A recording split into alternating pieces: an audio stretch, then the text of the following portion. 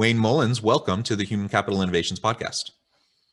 Thanks so much, Jonathan. Looking forward to our conversation. Yeah, I'm excited to have a chance to chat with you today. We're going to be focusing on a passion of mine, and that is leadership and the connection of effective and impactful leadership to company culture, how leadership affects the culture, but also how the culture and the dynamic of the team impacts styles of leadership and how we could be most effective with our people. And I think it's a kind of a reciprocal thing. It goes both ways, and both tend to influence the other.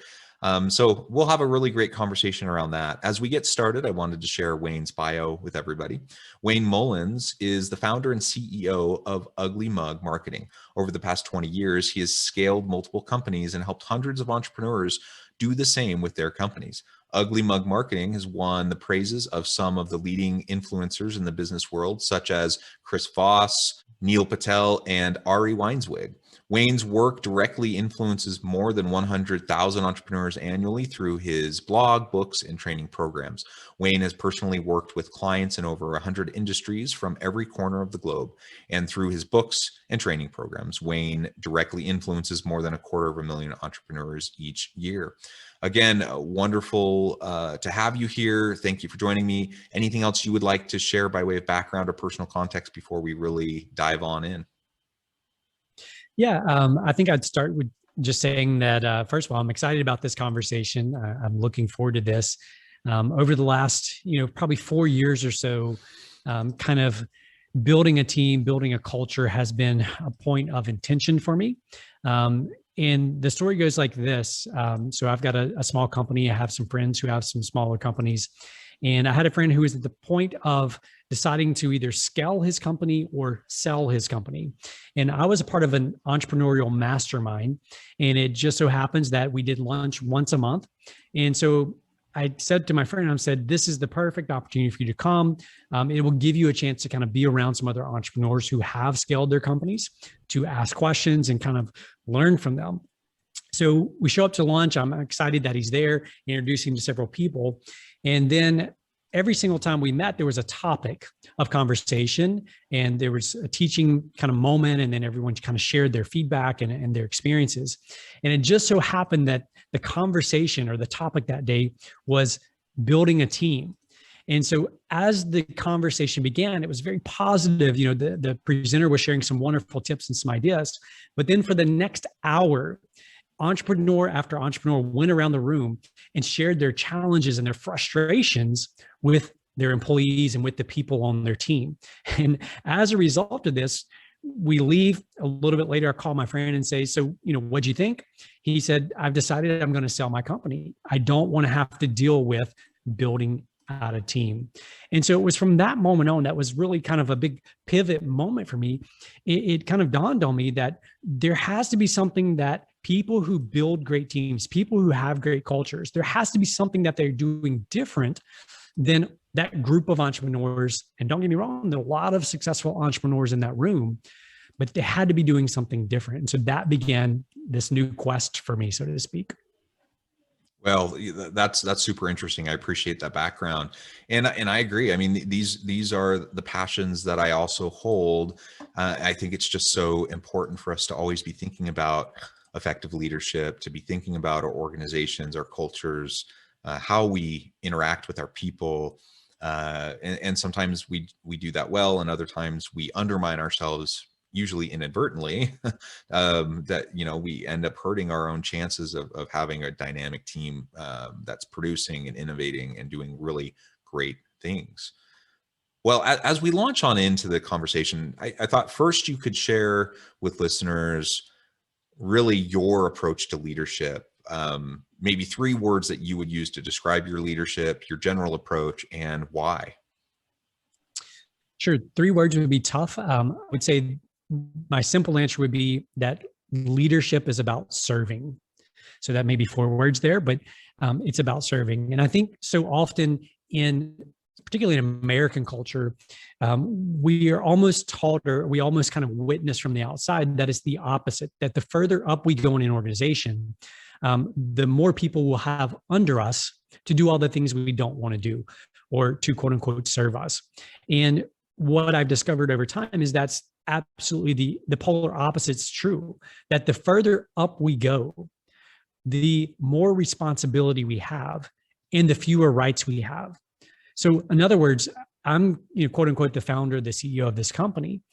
So I can, quote unquote, in theory, on paper, do whatever I want to do. But if I want to build a culture, a highly accountable, self-accountable culture, I can't do that, right? I have to be intentional about building this culture. I would say that if you're unintentional about building a great culture, then you are intentionally building a bad culture. I think that's interesting, and it's a good reminder that culture will emerge when you have two or more people together, right? When you have people interacting, there will be a culture.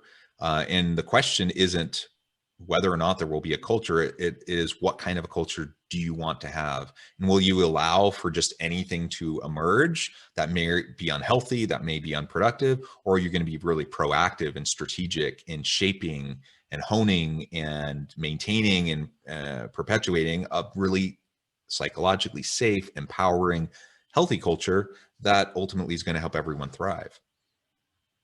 Completely agree, Jonathan. What's interesting, if you look back at the root word, the Latin word for culture, it actually shares the same as cultivate, right? So it comes from the same root Latin word. And we think about cultivating the soul, what a farmer would do to cultivate the soul.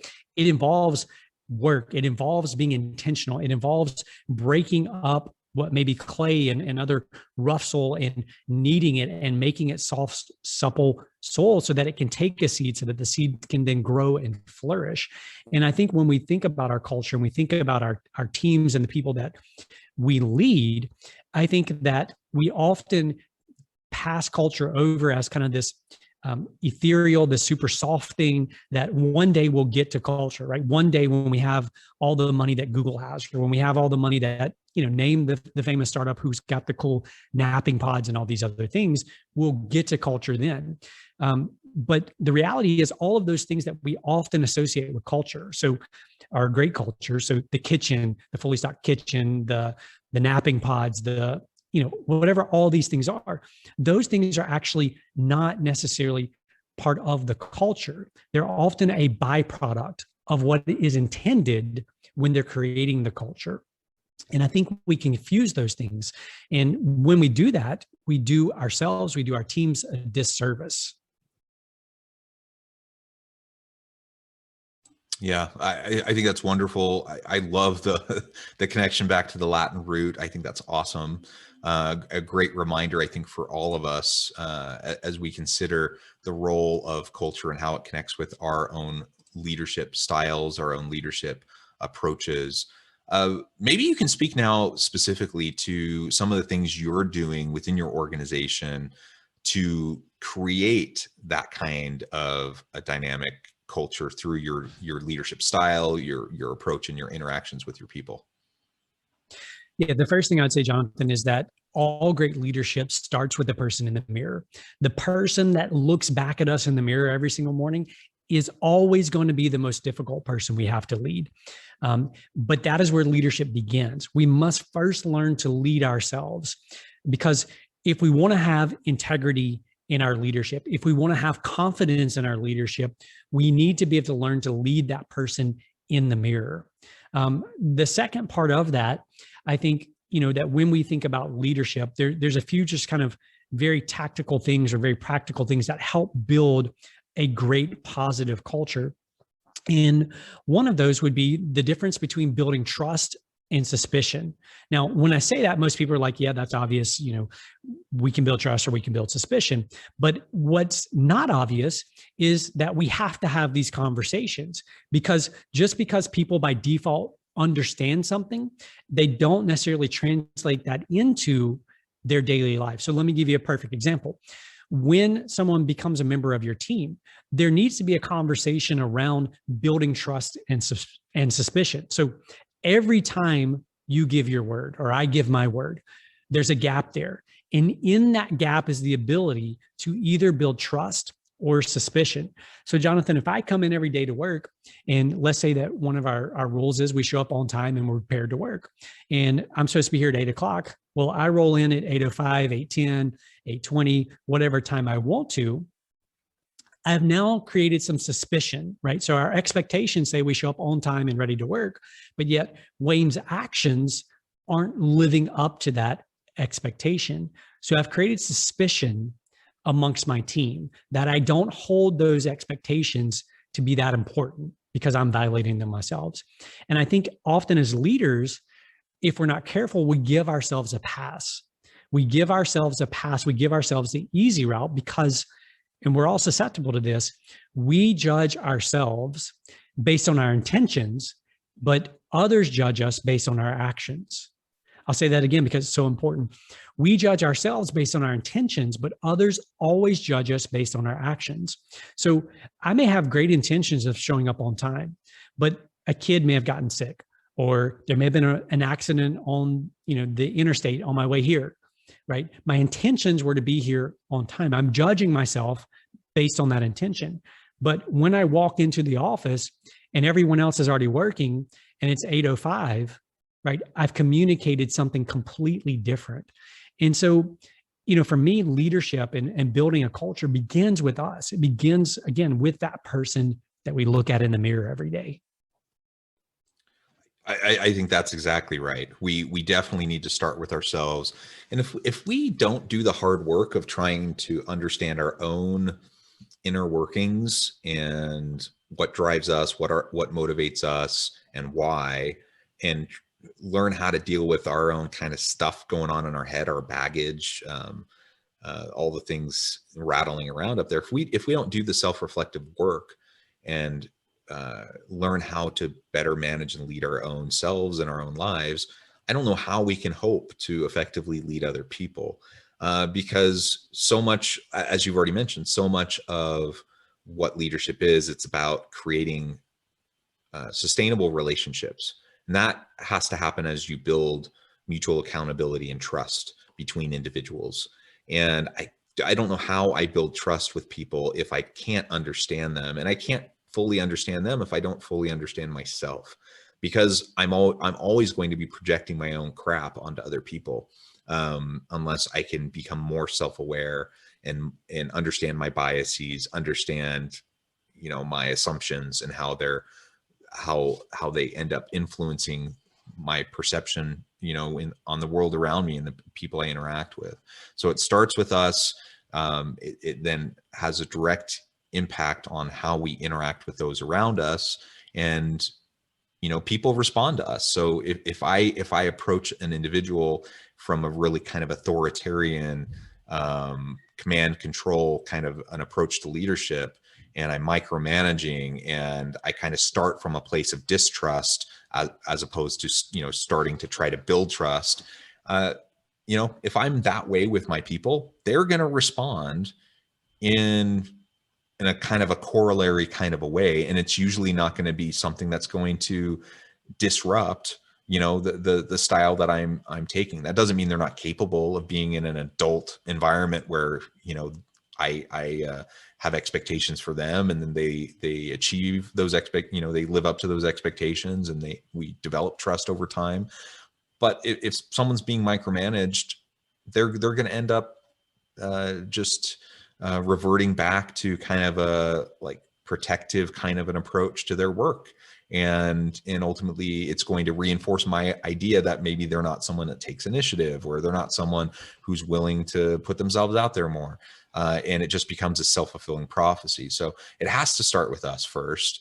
And then that can lead to better long-term sustainable relationships with our people. Yeah, absolutely. And, I think when it comes to, that trust or suspicion, I think that we all begin relationships, particularly on a team. We begin with the default of trust. We want to trust the people on our team.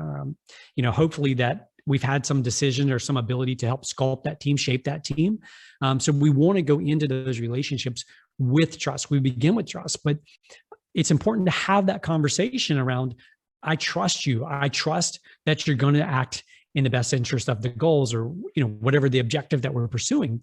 But here's some ways that you can build suspicion, right? Here's some actions. Here's some tangible things that you could do that would start building suspicion around this relationship. And I think it's so important that when we think about culture, when we think about leadership, communication is at the center of all of that, right? It's all about communication. And we get ourselves in trouble when we misinterpret or we misunderstand the difference between explicit communication and implicit communication or implied communication.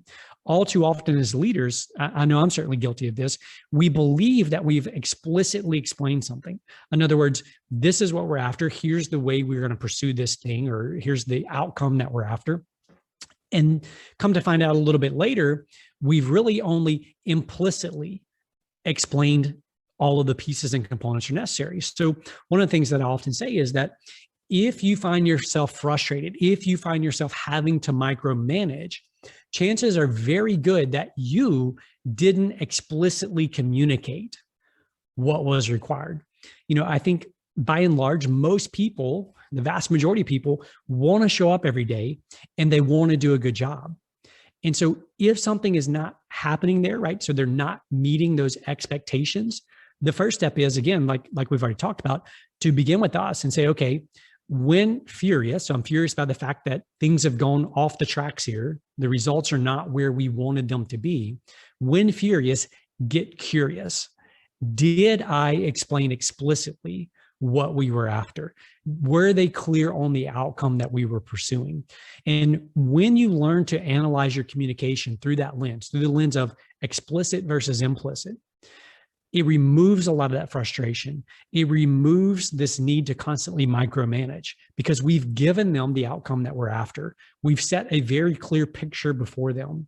And then we're able to remove ourselves, to get out of the way and let them run towards that progress or towards that direction. Yeah, I love that approach and the framing that you have there. I agree that ultimately, our role as a leader, the number one thing we can do is to try to develop the people around us.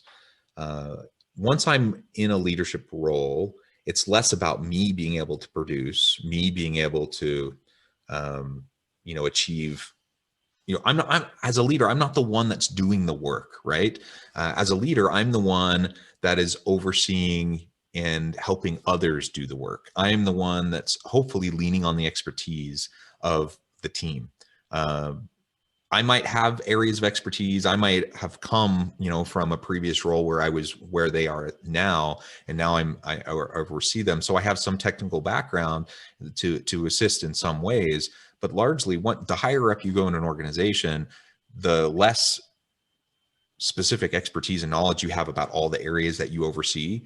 And so you have to lean on your people. You have to lean on what they bring to the table.